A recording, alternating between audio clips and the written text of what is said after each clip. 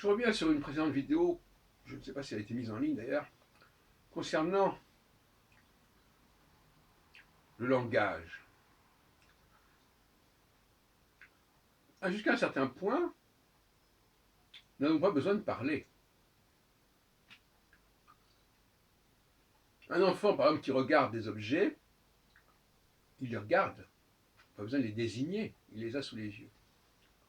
On oublie souvent que le langage est souvent lié à l'absence et non pas à la présence. Plus les choses sont présentes,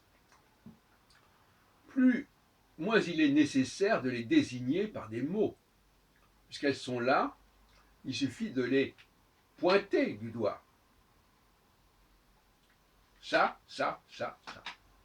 Pas besoin de... Et quand il y a un dialogue, une réflexion intérieure, il n'y a pas non plus nécessité de parler, puisqu'on se parle à soi-même. Le langage ne vient que lorsqu'il faut sortir de soi-même, et donc c'est quelque part une forme d'absence, ou, comme je viens de le dire, dans l'absence, tout simplement, de l'objet.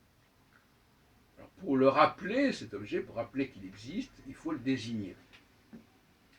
J'ai déjà dit l'autre jour que la première et la deuxième personne du singulier, et du pluriel d'ailleurs, étaient de l'ordre de la présence. Je suis là, tu es là. Nous sommes là, vous êtes là.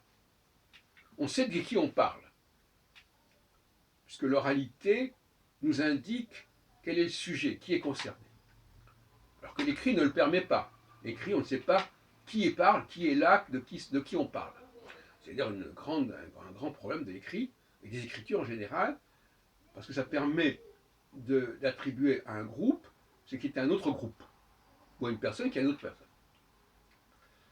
Et donc, le fait de parler, c'est déjà un deuxième temps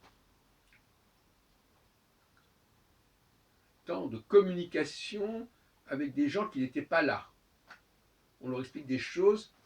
Voilà. Et la troisième personne, justement, du singulier ou du pluriel, c'est l'autre, c'est ce qui est ailleurs, alter, ailleurs, alius. Donc, il y a ce qui est là, présent, au présent, et il y a ce qui est ailleurs, dans un autre temps, dans un autre lieu. Et c'est dans cet ailleurs que s'élabore le langage, au sens où on l'entend aujourd'hui. Mais tant que je suis à l'intérieur de moi-même, ou même à l'intérieur d'un groupe où les gens sont présents, et où ils savent de quoi on parle, parce que les objets dont on parle, ils sont là, devant nos yeux, il n'y a pas besoin de langage. Donc le langage ne vient au sens de la parole, hein, de devoir parler. Parler, c'est le principe, quelque part, le fait de... On ne parle que de ce qui n'est pas là, de ce qui n'est pas visuel. Et en ce sens-là, l'ouïe prend le relais de la vue.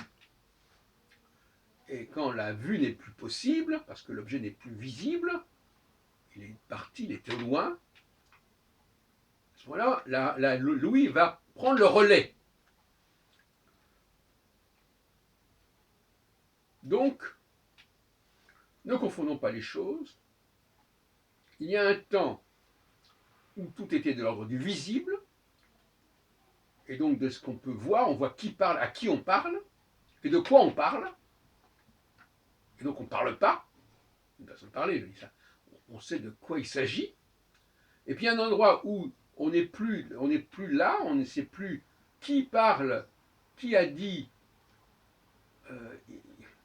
l'objet n'est plus présent, n'est plus visible. À ce moment-là, il faut passer par un autre mode de fonctionnement, et on passe de la vue, de l'œil, à l'oreille, à l'ouïe.